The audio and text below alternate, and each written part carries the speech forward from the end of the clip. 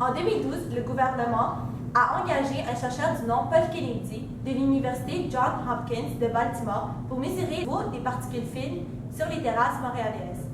Imaginez-vous que les niveaux atteignaient 0,332 mg par mètre cube, ce qui est 7 fois supérieur à celui de la journée de la pire smog à Los Angeles, qui était de 0,070 mg par mètre cube.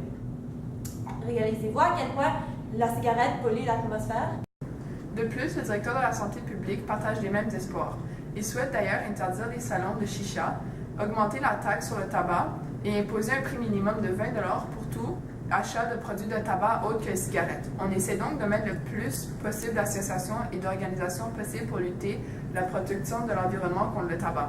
Mais on s'entend, le vrai travail revient toujours aux gens.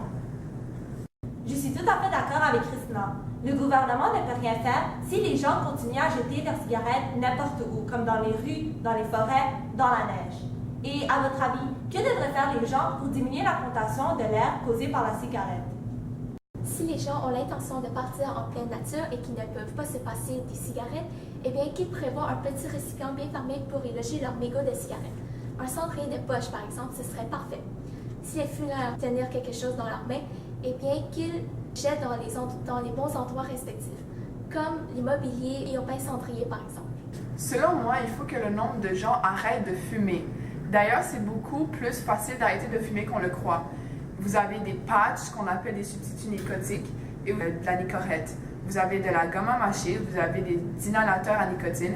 Tout ça fonctionne très bien. Donc, n'hésitez pas à consulter un tabacologue, votre médecin même pour arrêter de fumer, ou même votre pharmacien.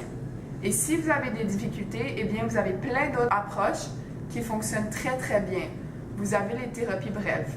Les thérapies brèves, c'est des thérapies. On analyse les causes du comportement de la cigarette, c'est-à-dire tous les bénéfices secondaires et que la cigarette vous apporte. Comment une manière de vous déstresser ou peut-être une manière de tuer le temps.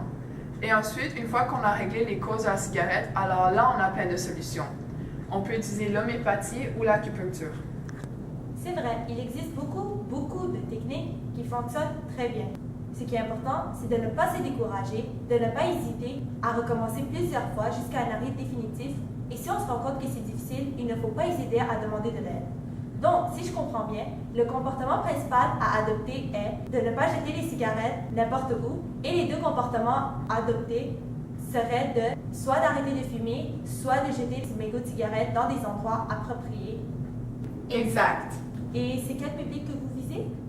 Moi, je vise les jeunes parce que c'est eux qui développent de fidélité pour le reste de leur vie à une marque. Tout à fait d'accord avec Eileen, je vise les jeunes aussi. Parce qu'ils représentent une bonne proportion de pourcentage des fumeurs au Québec, soit 7,5% du 23,8%.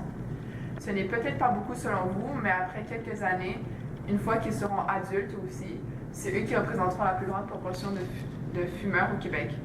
C'est plus facile pour les jeunes d'arrêter de fumer parce qu'ils commencent jeunes et qu'ils viennent juste de commencer à fumer. Pour les adultes ou les vieux, c'est plus difficile parce que ça fait des années et des années qu'ils fument. Pour terminer ce reportage, j'aimerais vous faire prendre conscience que le tabac cause au Québec 10 000 morts par an, soit 33 morts par jour. C'est des cas innombrables de cancer de la gorge, cancer des poumons, des problèmes cardiaques, c'est une diminution de la capacité respiratoire, c'est de l'asthme, c'est des problèmes de peau, c'est des varices. Agissez maintenant pour votre santé et pour l'environnement. Merci Christina, merci Hélène, merci chers téléspectateurs pour avoir écouté ce reportage et on va terminer avec un petit vidéo de Charbonneau.